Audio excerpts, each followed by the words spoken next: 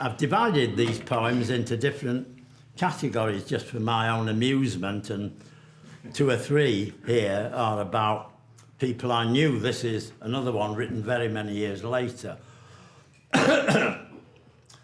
Later on I'll get to poems all written in Middletown and about Middletown. But a lot of the ones that I have written in Middletown, where I've lived actually since 1971, have been based upon memory, you know, and things that happened in the distant past. This is about a young fellow who was an admirer, a hater. He both hated and admired me when I was making a reputation in Manchester, England, and I was appearing on television, and I had achieved a certain amount of fame in that locality and so forth.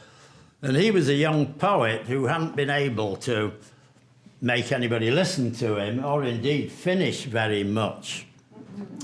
And he became friendly with me, but as I say, at the same time, he kind of hated me because what he hoped to do, I appeared to have already done. I was much better organised than he was, and I wasn't deep sunken in drugs and drink as he was. But nevertheless, I had this relationship with him. I used to lend him money, try to find him jobs and do various things like that.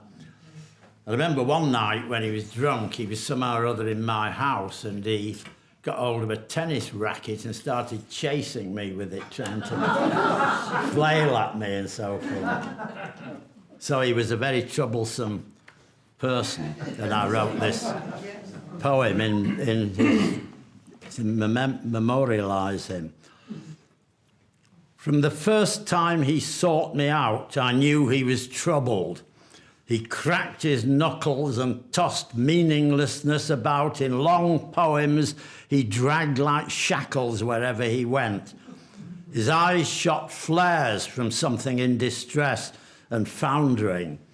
He soon tried to push me downstairs while I was still naive and wondering what satisfaction he thought he'd find in having me as his acquaintance.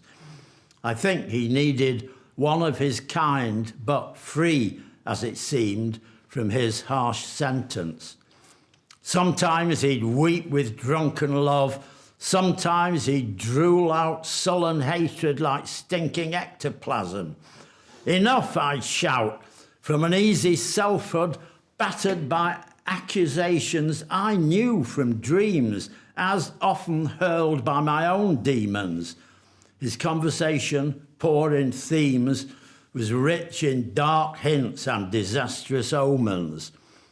And now he's dead, his ex-wife writes, run down on a country road in Flintshire by a person unknown one dark midnight. The coroner's verdict, misadventure. I'd long since banished him from my life, stopped writing him checks and recommendations.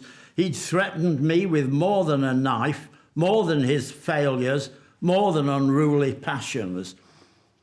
So I ought to be glad to know for sure that never again will he ever find me, that I'll never meet him at my door or turn to see him scowling behind me.